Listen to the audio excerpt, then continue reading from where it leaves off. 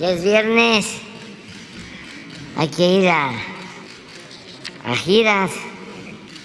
Vamos a estar en la laguna de Coahuila y Durango, vamos también a Nuevo León, vamos a Jalisco, a Zacatecas y a Aguascalientes el fin de semana. Básicamente es supervisión de obras de abasto de agua para la población, acueductos, presas derivadoras y también evaluación sobre el avance en las sucursales del Banco del Bienestar. Esos son los temas.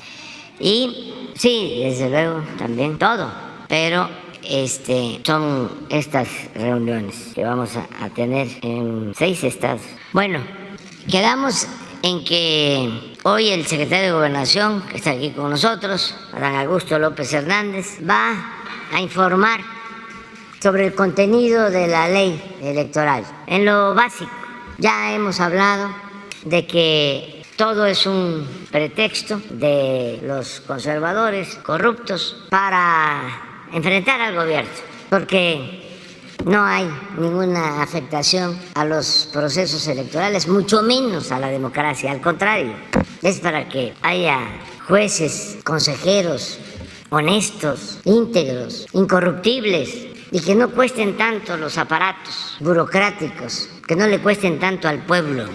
Que no sucedan estas cosas como lo que vimos ayer. Yo ni sabía quién era el señor Jacobo, ¿sí? Y que tiene 14 años de ser uno de los mandamás, que gana más que yo, pero que además, ayer me enteré, ya lleva 30 años en el INE. Es del grupo de Goldenberg.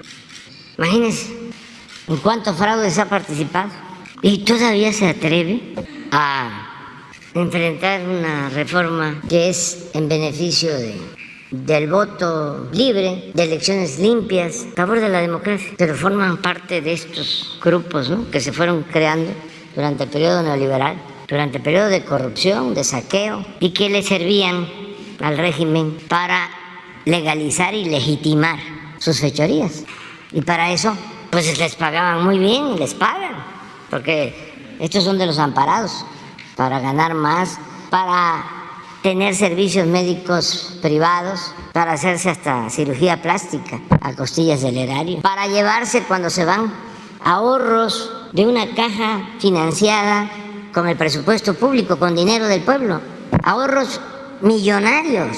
Son de veras muy cretinos, muy cínicos. Y el peor de los males es que engañan, manipulan a muchísima gente. Por eso es importante pues informar. Hay quienes, aunque se les estén diciendo las cosas y se esté probando, no van a cambiar.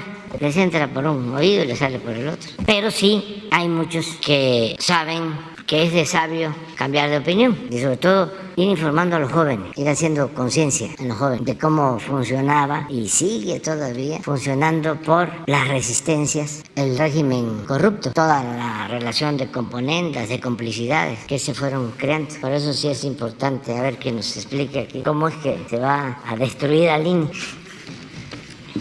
Con su permiso, señor presidente, buenos días a todos.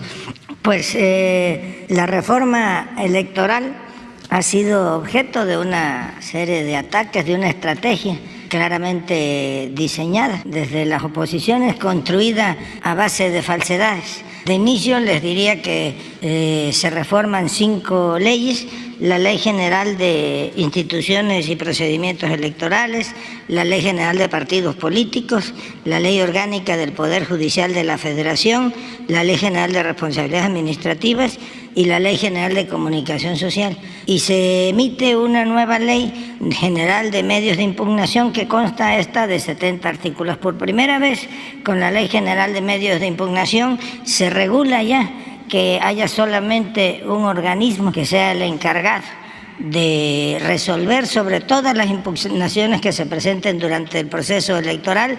Ahí no es cierto que se le quiten facultades al Instituto Nacional Electoral o al Tribunal Electoral. Por el contrario, desaparecen las facultades que tenían las juntas locales o las vocalías locales y se concentran todas en un solo procedimiento sancionador, que será regulado por la dirección respectiva en el Instituto Nacional Electoral. Básicamente lo que la reforma a las otras leyes contiene, pues es el fin de la burocracia dorada del Instituto Nacional Electoral. Se suprimen privilegios como el seguro de gastos médicos mayores o el seguro de separación individualizada.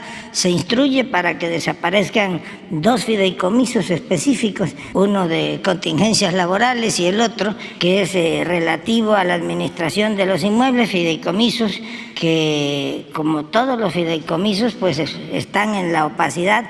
Nadie sabe, nunca se ha hecho público cuál es el capital que se administran en esos fideicomisos, y se instruye para que en el caso ese dinero se deberá reintegrar al erario federal, pero en caso de que hubiese liquidación de algún trabajador, con el dinero de esos fideicomisos se pueda aplicar. No hay, como dicen algunos trasnochados, un despido de aproximadamente 8.000 trabajadores. Lo que sí se reduce sustancialmente es el número de los vocales de las juntas locales y de las juntas distritales, que durante 365 días del año pues gozan hoy de una beca sustantiva. Se reduce en el caso de las juntas locales de 5 a 3 vocales. Cada uno de esos vocales tiene un ingreso mensual que ronda entre 50 y 70.000 pesos mensuales. Aunque no haya proceso electoral, ellos mantenían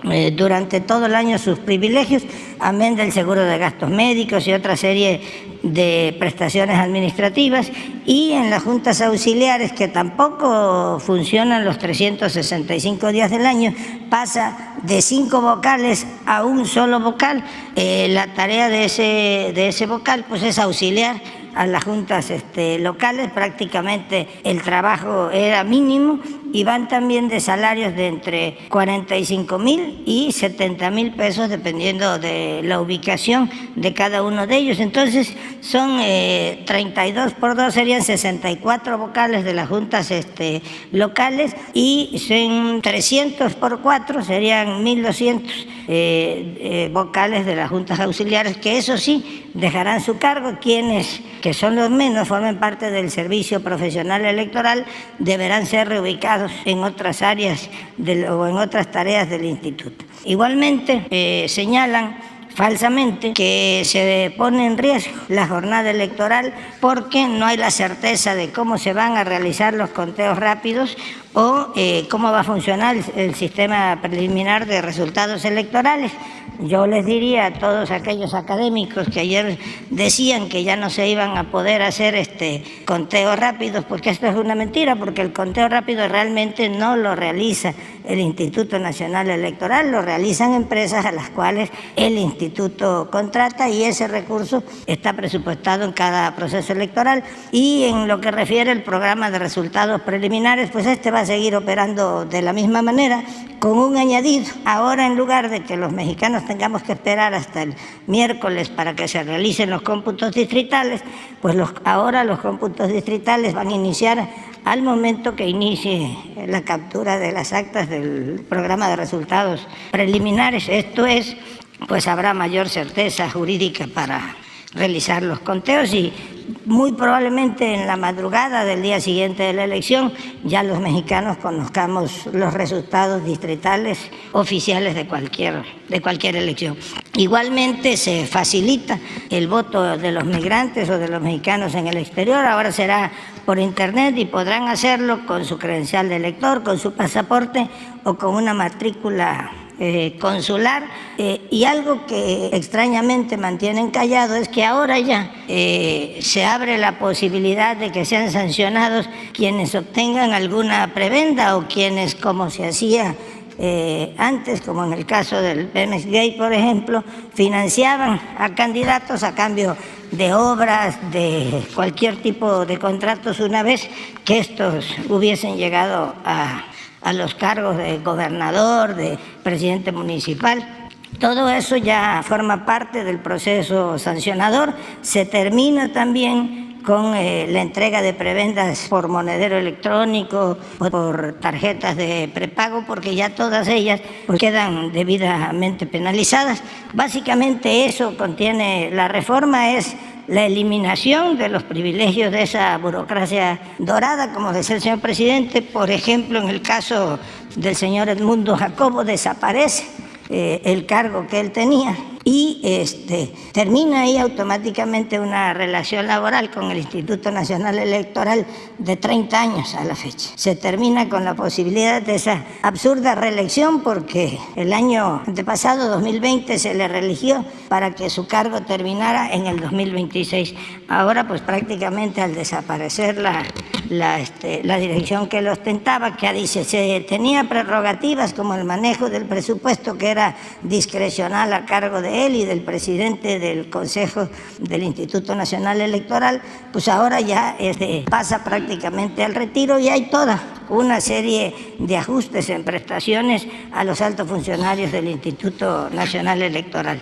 Básicamente, pues eso es lo que contiene la reforma electoral, señor presidente. ¿Perdón? ¿Cuántos son de servicio profesional de carrera? Porque dicen que están en su trabajo, pero dicen que no. No, en el caso de los que formen parte del servicio profesional de carrera, la ley obliga a que sean reubicados en otras áreas del mismo instituto, en las direcciones, por ejemplo, que ahora se compactan en 7 y antes eran 16. En el caso de los despidos, pues son básicamente 32 por 2, serían 64 vocales de las juntas locales y 1.200 vocales de las que se llaman las juntas auxiliares. Ese es el universo de posibles despidos, no llega ni siquiera al 7-8% del total de los 17.500 trabajadores que aproximadamente tiene el Instituto Nacional Electoral. Se fortalece incluso la relación laboral del resto de los empleados con el Instituto Nacional Electoral porque se compactan las áreas administrativas. Han dicho en el INE que esta reforma despediría a 2.571 trabajadores y que tendría un costo de 2.500 millones de pesos las liquidaciones. ¿Esto es cierto? Bueno, habría que ver la situación en la que los trabajadores, que ya les dije el número, fueron contratados, pero la reforma prevé que en caso de que deban de ser liquidados, el recurso para ello está en los fideicomisos de los que dispone hoy el Instituto Nacional Electoral, fideicomisos que además se prevé ahí en la reforma, pues que van a desaparecer.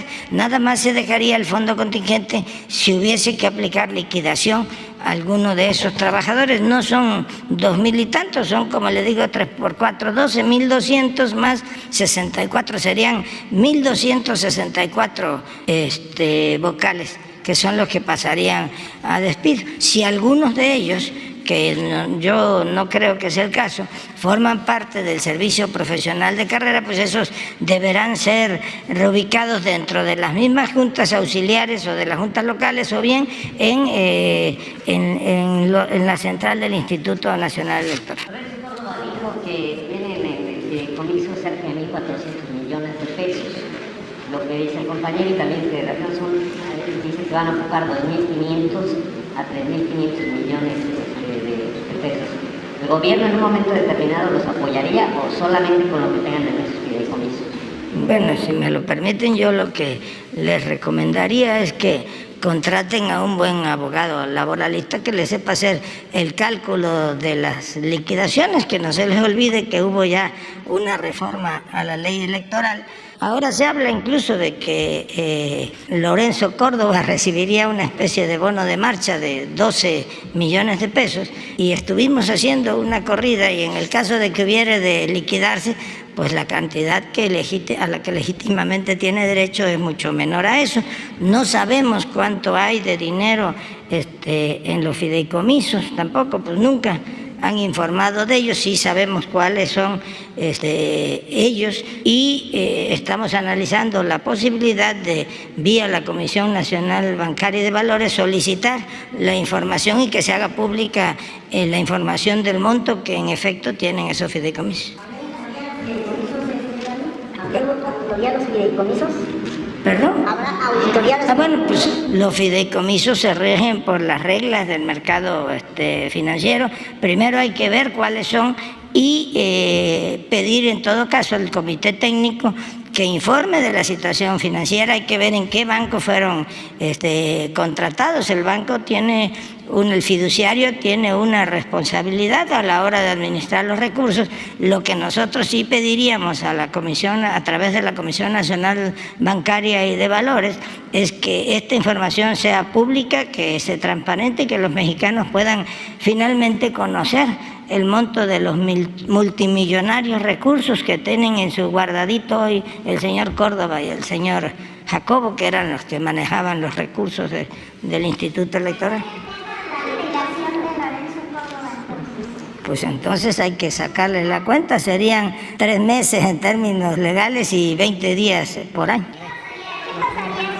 ¿Qué pasaría si prosperan las acciones de inconstitucionalidad? Pero no es un asunto laboral, porque ojalá y los trabajadores mexicanos, la mayoría del pueblo de México, tuviese esas prestaciones. Es que además de esas prestaciones ordinarias, esa burocracia dorada cuenta cuando menos con 3 privilegios, entre otros. Primero, el sueldo y viáticos y demás, que está por encima, ahorita te doy la palabra, está por encima de lo que gana el presidente, que es violatorio a la Constitución, al artículo 127 de la Constitución. Pero como se ampararon contra la ley de austeridad, mantienen esos sueldos, esos viáticos.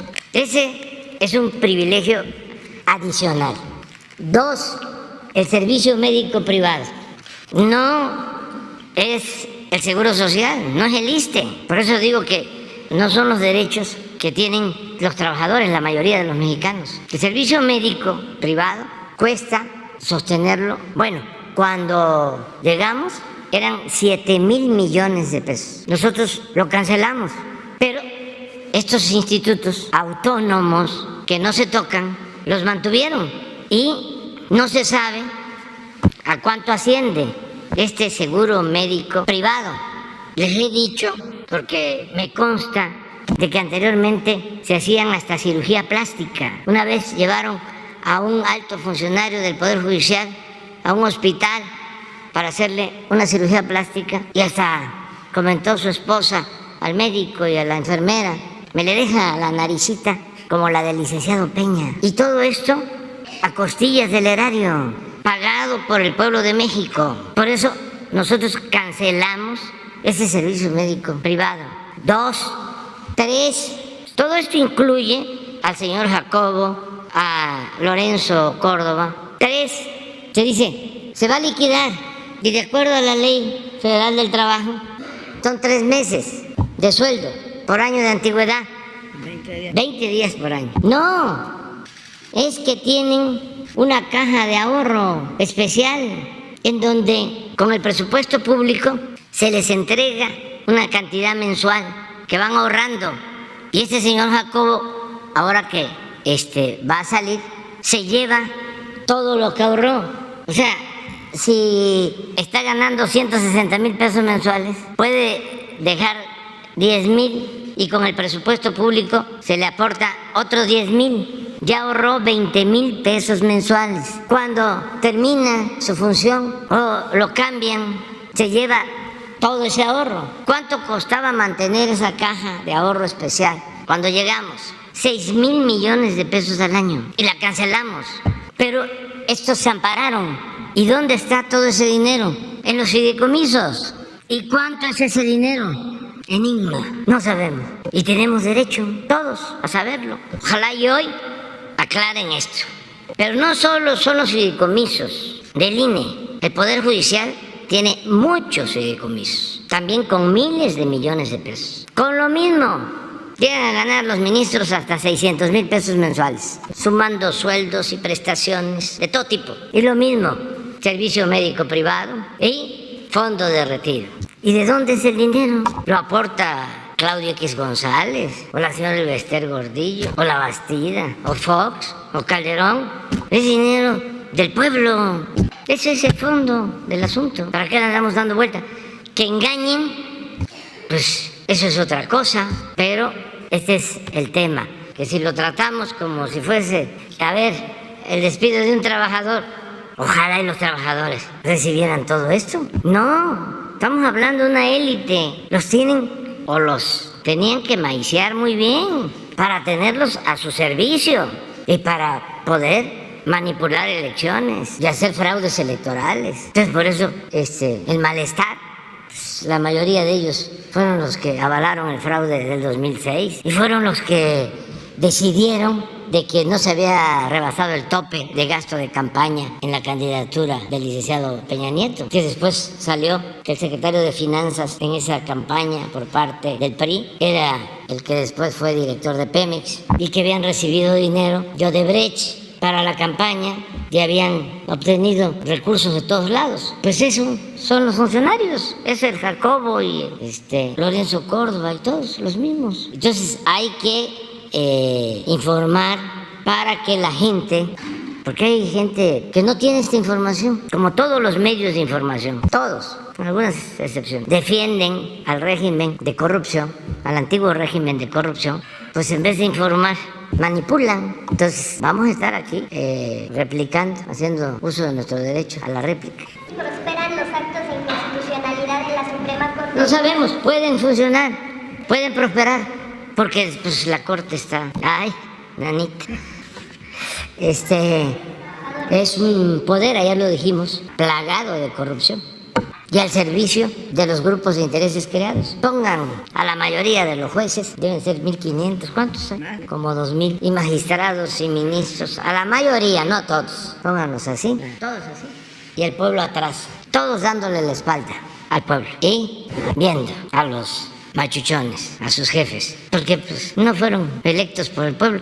En la época de la República Restaurada, en la época de Juárez, de Lerdo, se elegía a los jueces, a los ministros de la Corte, eran electos por el pueblo. Esa es la esencia de la democracia en Estados Unidos, lo que reconocía como un gran avance Tocqueville es de que los jueces eran electos. Bueno, todavía en el juicio de García Luna, que eso viene de atrás, el jurado está integrado por ciudadanos. Y hubo un día ahí que se rebelaron, hicieron una huelga porque no les pagaban. ¿Y saben cuánto era la paga? Creo que $500. No, $12. $12 para los miembros del jurado. Porque como ciudadanos todos tienen que participar cuando se les pide que ayuden y no necesariamente tienen que ser expertos, son ciudadanos. Se hace un proceso de selección, desde luego, y ya se llega a quienes de esos ciudadanos van a formar parte del jurado.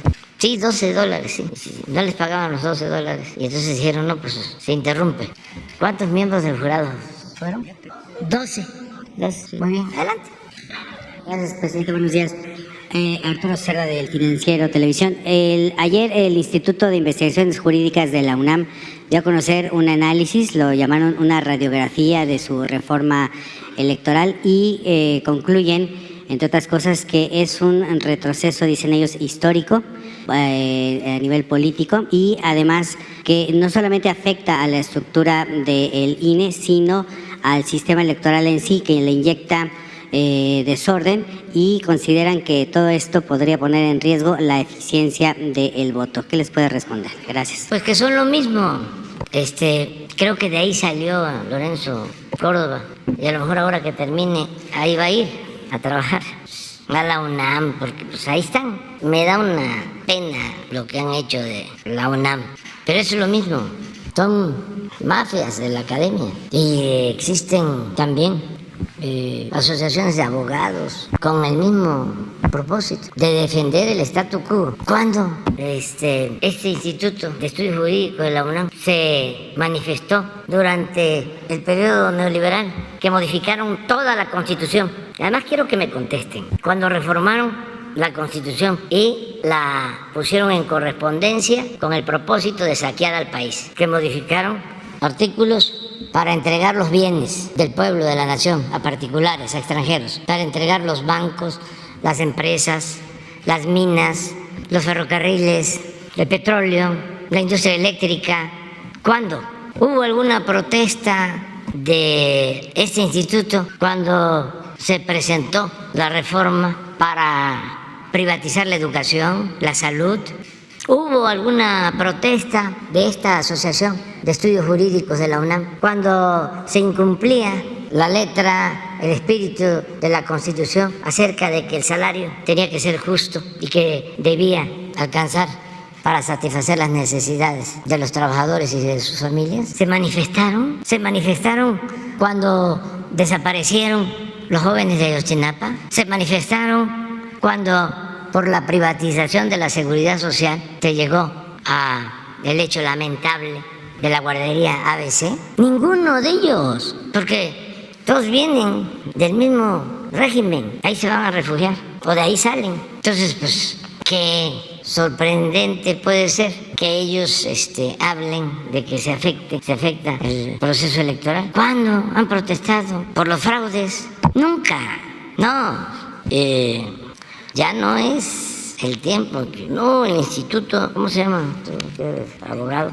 De investigaciones jurídicas. No vengan a Narros, rector, y a otros. Yo soy los rectores de la UNAM, Barro Sierra, don Pablo González Casanova y algún otro. A las barras de abogados ayer, justamente el colegio. Otros también, mira, ya ni me lo preguntes. Bueno, ellos consideraron que las denostaciones y las descalificaciones al trabajo del Poder Judicial lo debilita. Y es que ayer también circuló en redes sociales una imagen de que un usuario de Twitter puso la fotografía de la ministra Norma Piña y con la frase "el problema" y abajo una imagen de una bala con la frase "la solución". Y la Asociación de Jueces y de Magistrados Federales consideró que esto es consecuencia de un lenguaje de odio. ¿Qué puede responder? Claro. Entonces, a ver, les hago una pregunta, porque esto es lo importante, ¿no? Ustedes preguntan y yo también, porque eso es la comunicación, mensajes de ida y vuelta, o es diálogo circular. Pero no solo a ustedes, al pueblo de México, a quienes nos están viendo, que apunten el nombre de los 11 ministros de la Suprema Corte de Justicia. Que no vayan al internet, sino que me digan si se acuerdan quiénes son. Y les puedo garantizar que el 99% de los mexicanos no sabe quiénes son los 11 ministros. O sea, completos.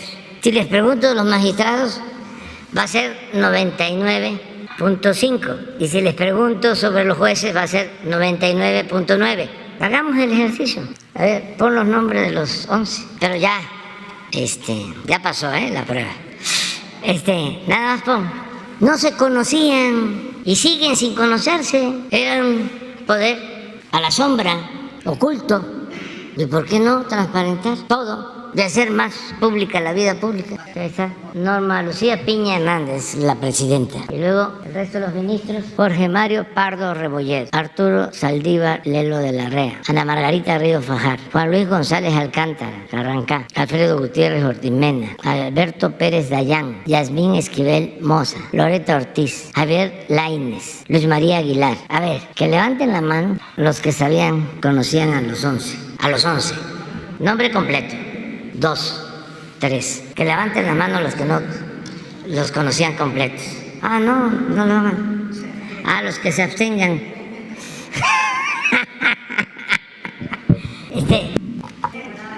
Yo, porque he ido allá y he tenido relaciones y de nombre los conozco.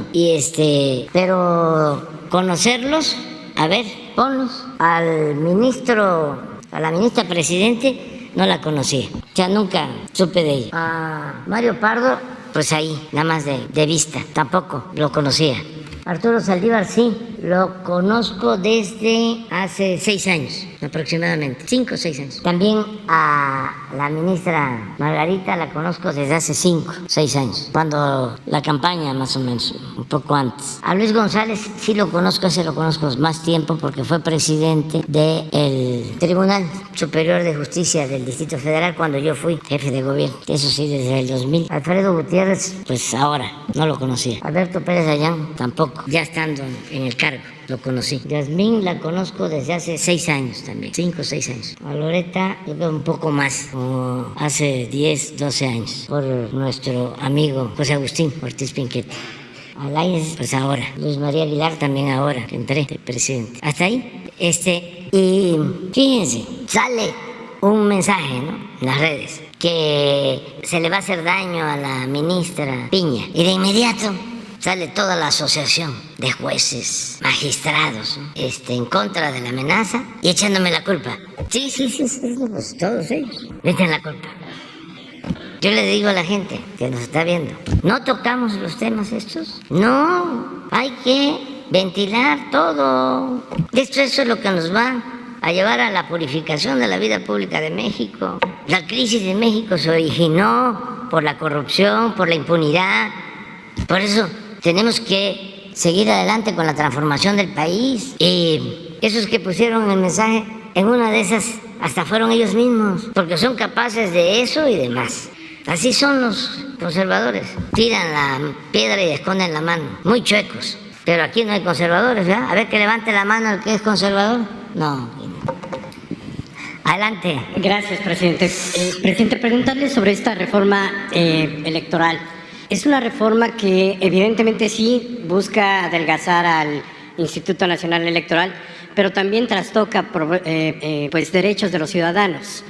Le quiero poner solamente 2 ejemplos. El artículo 11 de la Ley General de Instituciones y Procedimientos Electorales establece que se reservan 25 lugares para lo que se había dado en llamar acciones afirmativas, que son derechos que se le dan a los grupos minoritarios, los indígenas, los afromexicanos, las personas con discapacidad, y entre estos se incluye ahora a los jóvenes, o sea, se les cierran los espacios a los jóvenes y se reduce para los partidos políticos, ya no tienen la obligación de darle estos lugares a estas comunidades minoritarias.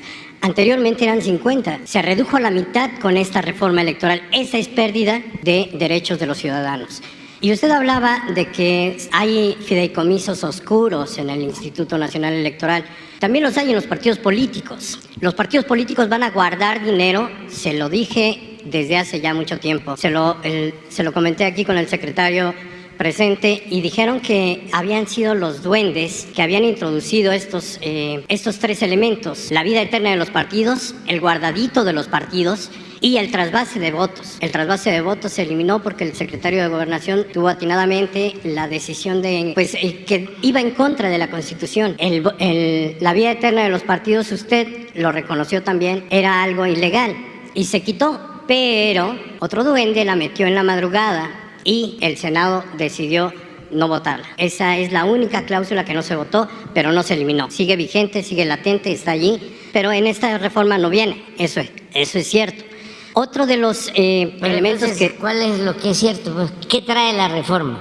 Trae esta reducción de participación de grupos minoritarios. Eso, ahorita lo voy a explicar.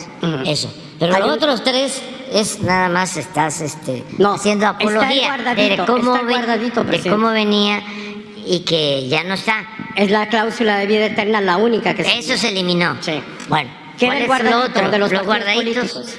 ¿Se eliminaron o se mantienen? ¿El guardadito? Sí. Se mantiene. Se mantiene. Artículo 25 de la Ley General de Partidos Políticos. Ahorita te van a explicar. ¿El tercero? El tercero era la vida eterna. ¿Y también se eliminó? Ese es el que se eliminó. Bueno. El único que se eliminó. Sí. Adelante. Ahí además se prohíbe ahora, ya no se va a castigar, a sancionar, que los funcionarios públicos, los candidatos o quienes aspiren a un puesto de elección popular, hagan campañas anticipadas. El secretario es víctima de estos asuntos porque se le adelantaron adentro de Morena y a lo mejor nos puede platicar un poquito de eso. La pregunta en concreto es, ¿se trastocaron o no se trastocaron derechos de los ciudadanos? No, al contrario. ¿Me puede decir en qué se benefició, en qué se hace más sólida la participación ciudadana? No el instituto. El instituto me queda claro que fue para adelgazarlo. La participación y los derechos de los ciudadanos, ¿en qué se fortaleció? Con la reforma, reforma electoral, aún con sus limitaciones, porque no se pudo llevar a cabo una reforma constitucional, porque la bloquearon los de la mafia del poder. Aún con esta reforma se da más garantías a los ciudadanos de que su voto va a ser respetado. Al no estar Jacobo, ya es una garantía para el ciudadano, porque Jacobo, como Lorenzo, como todos ellos, no tienen vocación democrática, son hombres al servicio del poder económico y del poder político, no de los ciudadanos. Entonces me preguntas si se va a beneficiar el ciudadano. Claro. Presidente, el instituto nació en 1990 como respuesta a un fraude que, bueno, todo el mundo, para los que no Sí. son más jóvenes, como dice usted, Sí. y que no recuerdan el fraude que le cometieron al ingeniero Cuauhtémoc Cárdenas cuando se cayó el sistema. No voy a decir quién estaba al frente, pero todos lo recuerdan. Esta caída del sistema que agravió a muchísimos mexicanos en 1988. En 1990 nace el INE, el instituto, pero todavía bajo el poder del gobierno. 6 años después, 1996, es cuando se logra que los ciudadanos recuperen o separen del gobierno esta participación. O sea, nosotros nos hicieron fraude y ya no dependía, supuestamente, el instituto, en ese entonces el IFE, del gobierno. Pero a lo largo de la historia, presidente, y yo le quiero preguntar, a lo largo de la historia se han obtenido logros para la ciudadanía. No. Se han obtenido logros porque el pueblo ha despertado, ha tomado conciencia y no te olvides, el motor del cambio es el pueblo. Es precisamente eso, porque esta no reforma... estos burócratas que han estado al servicio de la oligarquía, no de la democracia. A pesar de ese aparato, se ha avanzado. Cuando les digo a los del gobierno de Estados Unidos que hay más democracia en México que en Estados Unidos, es por eso, es por el pueblo, no es porque tengamos el INE que tenemos o el Tribunal Electoral que tenemos, no, es a pesar de eso, México tiene democracia, pero es por nuestro pueblo. Presidente, la pregunta es, ¿hay más intervención del gobierno en esta reforma? No hay nada, no hemos intervenido. ¿No es la Secretaría de Relaciones Exteriores quien va a avalar la lista nominal de...? Puede ser, pero no, ahora los voy a explicar. Y pero la no otra... No existe voluntad de parte del gobierno. Nosotros somos demócratas porque nosotros padecimos de los fraudes electorales. Fuimos víctimas de los fraudes electorales, como millones de mexicanos. Y sería una incongruencia de que, llegando al gobierno, actuáramos como lo hizo Fox, que se convirtió en un traidor a la democracia. Esto no es el fondo. Aquí lo que está de por medio es la lucha legítima de dos proyectos distintos, contrapuestos de nación. Es el proyecto de los conservadores, que defienden intereses creados, que eran los que mandaban, se sentían dueños de México, porque sacaban mucho provecho, vendían bienes nacionales, los remataban, robaban a sus anchas, formaban parte del bandidaje oficial y están ahora como opositores a lo que nosotros representamos. Entonces, esta reforma no significa afectar en nada a los ciudadanos, a la democracia, nada. Pero, sin embargo, lo han usado de bandera y con el apoyo de los medios de información, porque ese es el otro problema que tiene el país. La mayoría de los medios está al servicio de las mafias del poder. La mayoría de los medios o está vendido, o está alquilado, o son propiedad de los oligarcas. La mayoría, que es una vergüenza. Nunca se habían expuesto tanto, nunca habían mostrado tanto el cobre como ahora. Bueno, el antecedente ya lo hemos dicho, fue lo que le hicieron al presidente Madero, los medios de información, con honrosas excepciones. Pero así están todos. Los periódicos, la radio, las televisoras, todos. Afortunadamente, como existe este diálogo circular, esta rueda de prensa, y además porque la gente pues está muy atenta, muy informada, y la verdad se abre paso y llega hasta el último rincón del país. Por eso podemos resistir, porque es increíble. ¿Qué está saliendo ahora? El Instituto de Ciencias Jurídicas de la UNAM, la Asociación de Jueces, toda la intelectualidad orgánica, la mayoría de los medios de información, todos. No hay en la llamada clase política o sociedad política quien pueda actuar con objetividad, con profesionalismo, de manera plural, equilibrada. No, Es todos en contra. Presidente, lo que le estoy señalando no es que esté en contra de su reforma, lo que estoy señalando Pero es que claro, estás en contra. hay pérdida de Por eso estás en contra, porque Bueno, estás estoy- sosteniendo Sí. de que se pierde, ¿sí? Ajá. Derechos, se pierden derechos de los ciudadanos. Y no es Exacto. así. y o sea, además hay una intromisión, Pero hay se un- gana muchísimo. hay un posicionamiento más del gobierno que se había retirado ya de las actividades electorales, ya no tenían dependencia con el gobierno. Hoy, por ejemplo, los módulos de atención ciudadana van a estar dentro de oficinas gubernamentales. No, va a estar, es una propuesta que se está en la plantea. ley, ¿eh? No es una propuesta. Sí, o sea, no. Si fuera una Mira, propuesta no para estaría en la ley. Sí, está en la ley, es una propuesta. Es una propuesta, hoy lo estaban comentando, de que las casillas electorales, bueno, que siempre se ponen en las escuelas y todo. Pero sí, si eso se considera que no debe de hacerse, se modifica.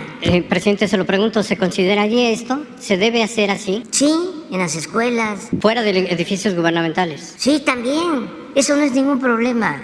O sea, todo esto es un pretexto para atacarnos. Sí, la mayor parte de las cosas. En el tiempo que yo llevo aquí, no hemos participado en la organización de las elecciones, ni hemos promovido fraudes electorales. A ver, ¿no hubo fraudes en el sexenio pasado? ¿No intervino el gobierno en el sexenio pasado, limitando y pisoteando las libertades de los ciudadanos? Usted nos dijo que no, que el presidente Enrique Peña Nieto había sido respetuoso y que por eso- En la elección presidencial. Por eso fue en Pero esa. antes, no, aquí mismo lo dije. En la elección del Estado de México, participó Narro y todos los secretarios como delegados del PRI. En la elección del 17. ¿A qué me refiero cuando le reconozco al presidente Peña de que no se metió en la elección presidencial? Es que Fox, ya lo vimos, hasta se ufana de haber participado en el fraude. Fox desplegó todo el gobierno y su consigna era que por ningún motivo, bueno, él mismo lo expresa, que yo era un peligro para México,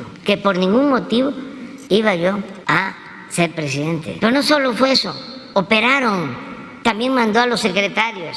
Acuérdense de que el secretario de Comunicaciones y Transporte en ese entonces, de Fox, uno que decía Pedro Cerizola, después del fraude, habla por teléfono y está grabado, a ver si no lo consiguen por ahí, con el gobernador de Tamaulipas, y le agradece y le dice, oye, hasta te excediste, y ja. Y la maestra del Bester Gordillo, hablándole también, diciendo ya son las 12 del día, cuando estaba la elección, hay que actuar.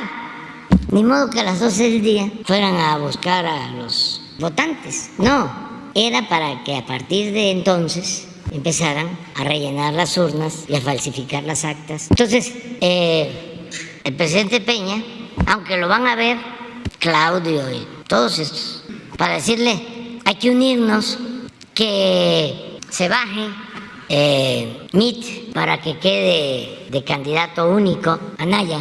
Y dice, no. Y luego, en la desesperación, vuelven a verlo.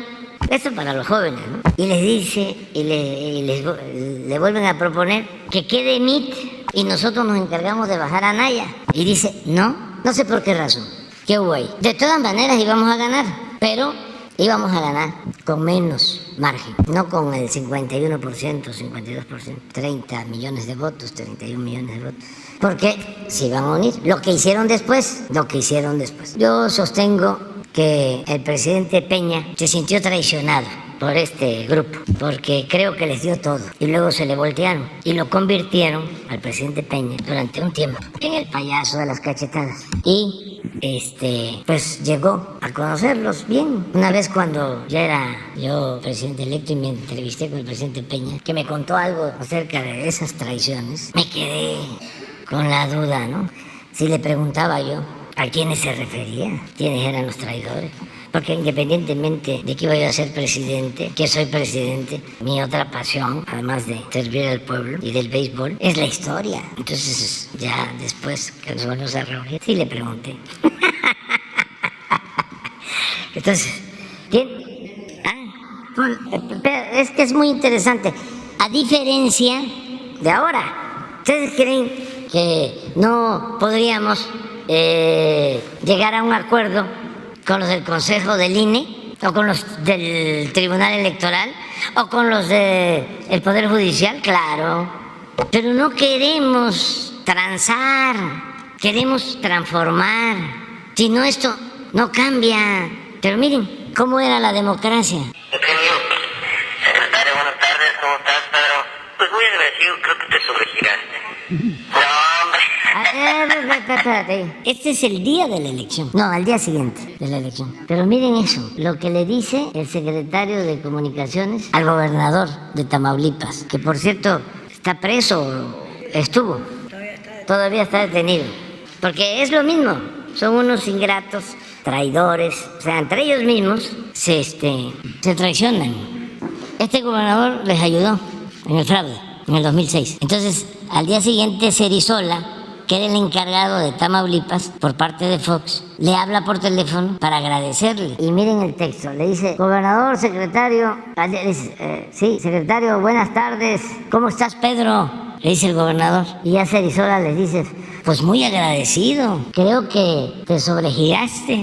No, hombre, ja, ja, ja, ja, ja. El gobernador, imagínate este pobre hombre ahora, allá en la cárcel. Con mucho gusto y mucho aprecio, Cerizola. El gobernador: no, me da mucho gusto, lo hago con mucho afecto y además nos has ayudado bastante. Porque al ir un secretario a una elección, pues llevaban, ¿no?, morrales, maletas, baúles, costales, llenos de dinero. Ya, Manuel Espino era el del PAN, entonces. Pero esa era la democracia que había. Entonces, a ver lo del Instituto de Jurídica, si protestaron. ¿No tienes el de la maestra? Búscalo. Presidente, entonces, esta aceptación que ha hecho usted de que podría revisarse la parte de la instalación de las casillas, la parte de las instalaciones de los módulos, ¿significaría una revisión de la reforma? ¿Estaría usted consciente? Sí, pero todo aquello que se piense que va a limitar los derechos ciudadanos, se quita.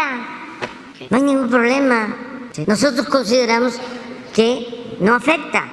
O sea, ¿tendría que enviar una contrarreforma legislativa? No. Es que el Poder Judicial lo puede hacer.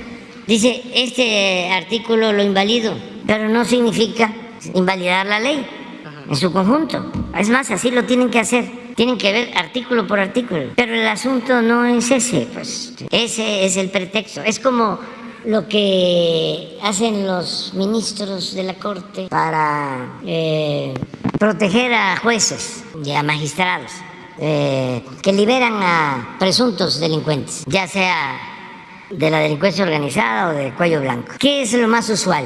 Desde hace tiempo está mal integrada la investigación. No hizo bien su trabajo el Ministerio Público. Puso que detuvieron a la persona a las 10 de la mañana y no fue así, fue a las 12. O lo que hicieron ahora cuando descongelaron las cuentas de la esposa de García Luna. Faltó el oficio o la notificación de un organismo internacional, porque así lo establece una tesis, no sé si jurisprudencia, del exministro Eduardo Medina Mora, que era procurador, compañero de García Luna. No, está podrido eso, por donde quiera que se le vea. Entonces, en vez de estar defendiendo lo indefendible, lo que deberían de estar haciendo es comprometiéndose con limpiar el Poder Judicial. Presidente, si me permiten, en este tema del Poder Judicial, preguntarle acerca de esta investigación periodística que se realizó sobre la tesis de doctorado de la ministra, en la que nuevamente se vuelve a identificar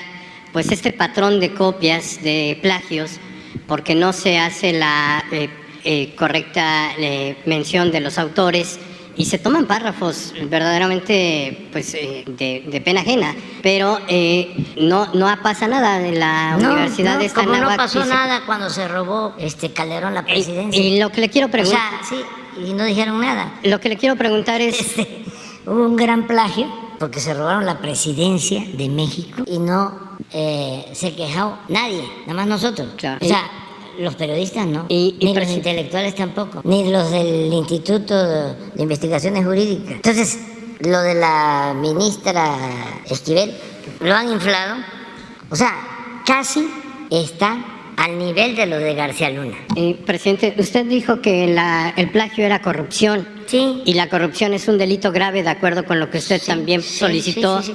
Le quiero preguntar, ¿nos puede platicar por qué se fue Eduardo Medina Mora de la Suprema Corte de Justicia? Solamente usted podría haber solicitado esta remoción por la comisión de delitos graves. En el caso de la ministra, pues está cometiendo un delito grave, de acuerdo con lo que usted propuso al Congreso al inicio de su administración. Pero es que no se la puede corrupción. juzgar. Si nos puede contar qué pasó con Eduardo Medina Mora. Ahorita les cuento, ahorita les voy a contar. En el caso de la ministra Esquivel, es un proceso legal, eso no nos corresponde a nosotros. Vamos a esperar lo que resuelva la UNAM, lo que resuelva el Ministerio Público. Bueno, del doctorado Yalanáhuac dijo que no pueden hacer nada y que no van a hacer nada. Por eso, lo que resuelvan las autoridades. Y a partir de ahí se analiza, se ve si nos corresponde a nosotros tomar una decisión. Claro, es un asunto completamente político, politiquero, porque la política es tan limpia que ni los más sucios políticos han podido mancharla. Un asunto politiquero. ¿Cuándo surge el caso de la ministra Yasmín? Cuando ella aspira a ser presidente de la Corte. Vienen las elecciones en la Corte y creo que un mes antes o menos, Sheridan, del grupo de intelectuales orgánicos manejados por Krause, suelta, de acuerdo con otros, a lo mejor sus rivales, los que consideraban de que podían perder y que de esa manera hacían a un lado a la candidata. Y se suben todos, ¿no? Se vuelven paladines de la honestidad, en contra del plagio, del robo. Entonces así está ese asunto, o sea, muy manejado de acuerdo a intereses. El caso de Medina Mora, de repente me pide el presidente de la Corte que querían hablar conmigo porque el señor Medina Mora había decidido renunciar y que querían informarme. Entonces fue a verme el presidente de la Corte y el ministro, que era por convenir a sus intereses y para no afectar la imagen de la institución. Pregunté que si había denuncias y me dijeron que no. Creo que había algo, sí, de depósitos en la Oficina de Inteligencia Financiera y me entregó la renuncia y a mí me correspondía proponer, creo que también una terna, ¿no?, al Senado, y fue lo que hice. No, que yo no sé, pero pues ahora salió todo, ¿no? Seguramente se va a tratar ese asunto tanto en el juicio de García Luna como aquí, si corresponde. A ver, lo del Bester, la maestra, también es de las marchas rosadas. Sí, buenas tardes. Buenas tardes, ¿cómo te va, mi querido amigo? Pues aquí andamos batallando un poquito. Ahí vamos, ¿Cómo vamos? A ver, Espera. Este es el día de la elección del 2006. La señora Bester apoyando a Calderón. Adelante. tú eres una onda, Sí, Te le doy la cifra de pasta de lo que nuestra encuesta tiene por una red que armamos a todo el país. Ándele. Muy bien, ¿cómo andamos? De 6.364 cuestionarios, apenas llevamos, de 14.000 llevamos 6.000, perdón. Ajá. Y vamos así. 34.1 PAN. Ajá. 22.96 PRI. Ajá. 33.68 PRD. Ajá. Ya se cayó el PRI, Muy bien. Entonces, hay que saber cómo actuar. Así es, maestro. Hay que saber cómo actuar. Y aquí ya viene ya la decisión de fondo. Porque la información que hay acá en los espacios de nuestros amigos, Ajá. y acá en Jotas, Así es. es que Tamaulipas y Coahuila están con todo por el PRI. Ajá. Y van a hablar, y no sé si ya hablaron. No, Pues vale no más hemos que hablado. ustedes se adelanten, si así lo deciden, con Felipe, para vender lo que tengan, Él ya se cayó, Ya no se Sí. No, eso nos queda muy claro, Entonces mejor si es, no sé por dónde andes, por azul o por amarillo, pero si vas por azul, que es lo que pensamos, vale más hablarle a Felipe y decirle algo, ¿no? Para no quedar mal. Sí, yo creo que va bien en la... Vamos a dejar ahorita todo el voto ciudadano. Pues, no, aquí estamos haciendo la chamba, por ahí Porque el informe, por eso quise hablar, porque el informe que tienen es que todo para el PRI y no es malo, porque eso es institucional. Pero ante la caída, creo que lo interesante es hablar con Felipe y vendérselo. Así es. ¿No? O sea, yo voy a hablar allá con mis vecinos también para ver cómo anda el... ¿Cómo anda? Pero ya se va despejando. Y el voto duro ya salió. Así es. Yo te comunico y ahí tomas tu decisión. Ok, claro, con Si mucho gusto. decides por azul, no lo vayas a hacer. No, Claro. Muy bien. con él. Así es. Un abrazo. Igualmente, gusto hablarla, pues Igualmente, ahí bye. estamos en contacto, Daniel.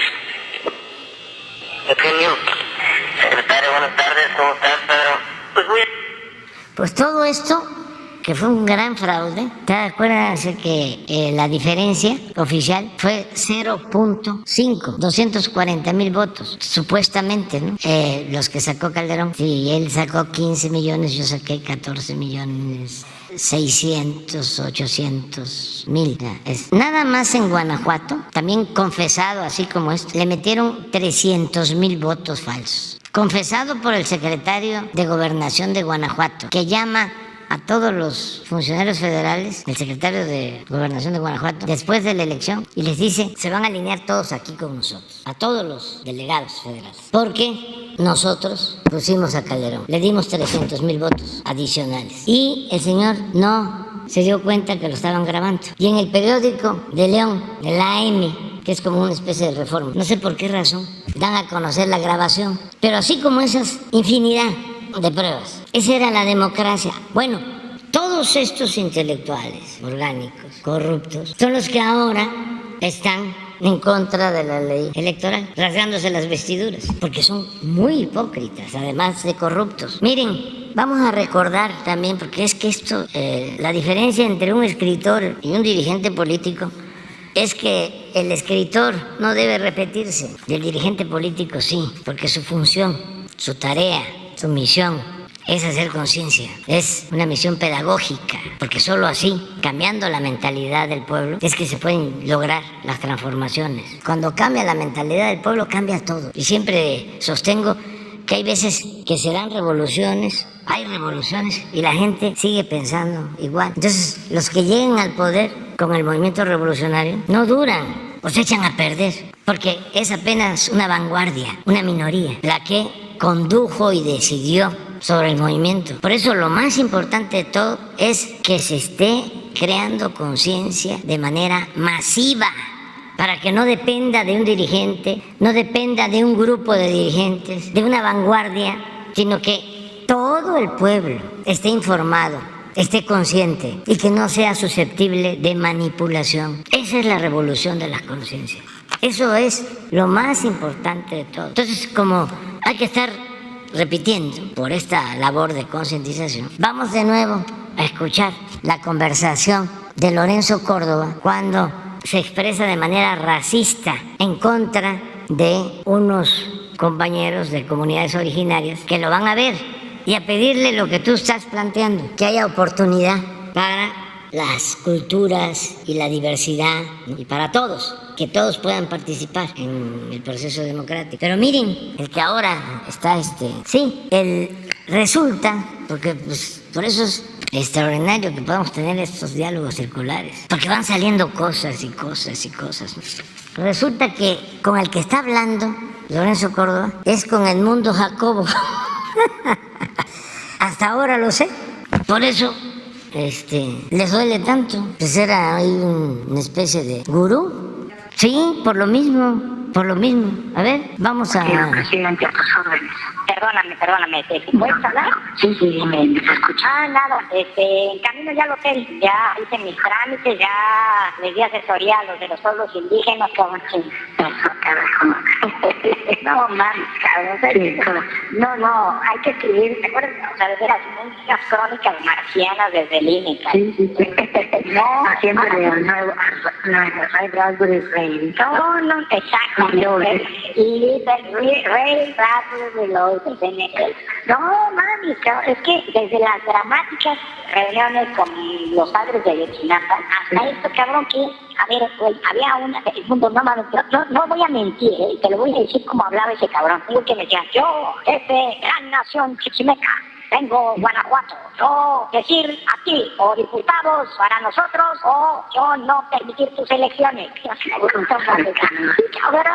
Cuando te estoy diciendo, tú no vas a decir, es que este güey, yo no sé si sea cierto que hable así, cabrón, pero no mames, veo mucho llanero solitario, cabrón, con eso de toro, cabrón, no mames, cabrón, o sea, no mames, no, faltó decir, ¿qué te faltó? Que le faltó decir, yo, gran jefe, toro sentado, líder, gran nación chichimeca. No mames, cabrón, no mames, cabrón. No, está de pánico, cabrón. No mames, no, pero o acabamos muy divertidos o acabamos en el psiquiatra de aquí, cabrón, ¿eh? Claro. Pero bueno, ¿cómo van? Bien, vamos bien. Pues cuando llegues me dices, ya Miguel Ángel tiene la instrucción de tomar el relevo de la reunión. No, en cuanto llegue, entro ahí y saludo, cabrón, tranquilo. Bueno, pues bueno, no tiene que salir luego. Sí, sale, gracias. Abrazote. Igual, Ya me voy. ¿Sabe qué? Ya me siento mal, me afectó el estómago. Ya es mucho. Sí. Y además no he desayunado, pero hoy sí estuvo muy fuerte por esto. La verdad, qué lamentable nivel. Es una crisis que solo se puede enfrentar con una transformación tajante. Si actuamos con medias tintas, si no hay definiciones claras, si optamos por la simulación, no va a salir el país. Afortunadamente vamos avanzando y vamos a seguir avanzando. Nada de estar solapando estas cosas. Y solo la verdad nos va a hacer libres. Bueno, ya nos vamos. Vamos a organizar, sí, porque ese es otro tema que tenemos que seguir tratando. Ese es otro asunto. La próxima semana, a ir al búnker, ahí cuánto avance de García Luna, una mañanera en el búnker. Sí, sí lo vamos a hacer. Está un poco retirado, pero sí lo hacemos. Sí, lo hacemos la mañanera ya. ¿Para qué? Es que todo esto ayuda mucho, sobre todo a la no repetición. Como decía don Jesús Silva Gerso, el mayor, hablaba de la corrupción. Y esto durante el gobierno del presidente Ruiz Cortines, que se hizo un intento por limpiar de corrupción al país. Yo creo que Adolfo Ruiz Cortines y Adolfo López Mateos fueron presidentes honestos, con sus manchas, pero de lo mejor. Claro, en el siglo XX el mejor presidente, el general Lázaro Cárdenas, que por cierto aprovecho para invitar porque el día 18 de marzo, sábado a las 5 de la tarde, en el Zócalo, vamos a conmemorar la expropiación petrolera. Sábado 18 de marzo. Esa gran decisión que tomó el general Cárdenas. Bueno, en ese tiempo se empezó a hablar. Ya había escrito don Daniel Cosío Villegas, como en los años 40, un ensayo que se los recomiendo mucho, que se llama La crisis de México, y ya hablaba de que lo que más había dañado a la revolución había sido la corrupción. Usaba la palabra lo que ha tronchado el movimiento revolucionario, palabras más, palabras menos, ha sido la corrupción. Portegil decía entonces, en la época de Ruiz Cortines, que se había convertido la corrupción en el negocio más lucrativo de México. Y don Jesús Silva Gerso hace un análisis de lo que estaba pasando, magistral, y cerraba con una frase buenísima, después de narrar, ¿no?, el modus operandi de la corrupción o de los corruptos. Decía, y lo peor es que ni siquiera pierden su respetabilidad, o algo así. Y terminaba, y ese es el peor de los males, porque robaban y no perdían su respetabilidad. Al contrario, eran ejemplo a seguir. Entonces, la labor nuestra tiene que ser señalar a corruptos, estigmatizar la corrupción por el daño tan grande que le causa a México. Nada ha dañado más a México que la deshonestidad de los gobernantes. Eso es lo que da el traste con todo. Esa es la causa principal de la desigualdad social y económica, y causa principal de la inseguridad y de la violencia. Y lo estamos viendo, la corrupción política, la asociación delictuosa entre poder económico, poder político, cómo el poder económico y el poder político se nutren, se alimentan mutuamente. Entonces, si a eso le agregan que combatir la corrupción significa liberar fondos para el desarrollo, pues, ¿qué vamos a andar titubeando? Porque la corrupción no solo es inmoral, es al mismo tiempo una fuente posible de financiamiento para el desarrollo, para el bienestar del pueblo. Imagínense cuánto dinero se iba por el caño de la corrupción. Claro, toda la inmoralidad que produce, cosas dolorosas, vergonzosas. Sexenio pasado, uno que estaba en Hacienda, que repartía los fondos a los estados, algo parecido a los moches que se entregaban en la Cámara de Diputados y de Senadores. Se hace muy rico, su esposa lo traiciona y con el ayudante, quien los cuidaba, se ponen de acuerdo, su esposa y él, para eliminarlo al funcionario. Pero como seguramente piensan de que los familiares del funcionario iban a reclamar parte de la herencia, deciden eliminarlos a todos, los familiares, y los llaman a una reunión familiar, a la mamá del funcionario, a los hermanos, para que no quedara nadie, y llega un comando y los asesina por la ambición al dinero. Es un grado de descomposición extremo, una enfermedad. Es cuando lo material eclipsa todo, ya no hay valores, ni morales, ni espirituales, todo es la ambición al dinero, como si eso fuese la felicidad. Pues eso es lo que hay que combatir con todo. Entonces, estas críticas de estos profesores doctorados, ¿qué mella pueden hacer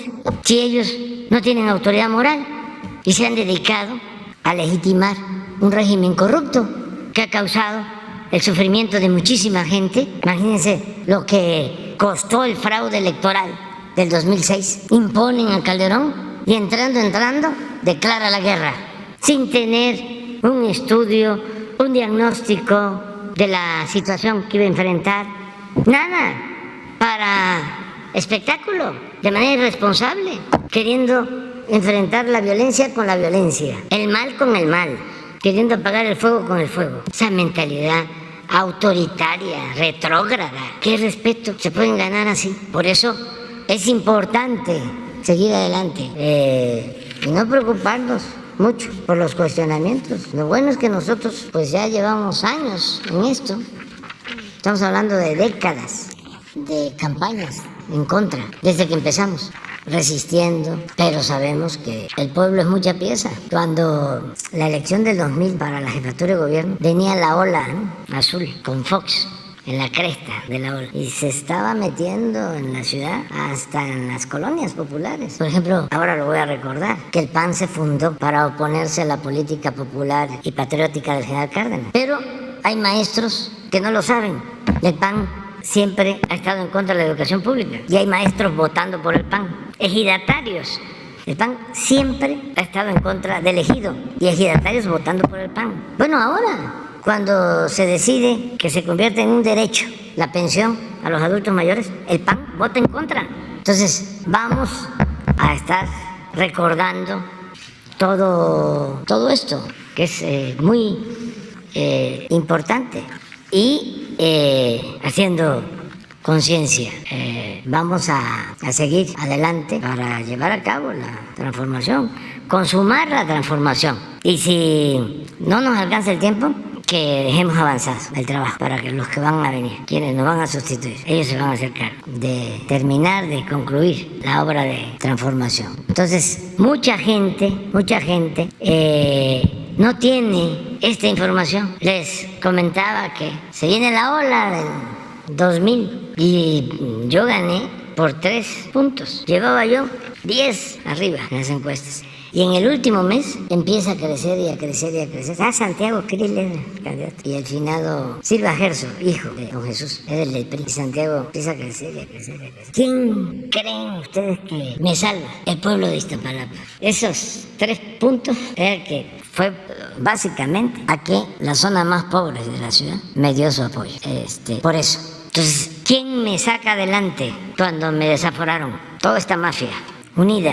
El pueblo, que es mucha pieza. Entonces hay que tenerle confianza a la gente y desde luego amor al pueblo, sincero. Y ahí está la clave para transformar.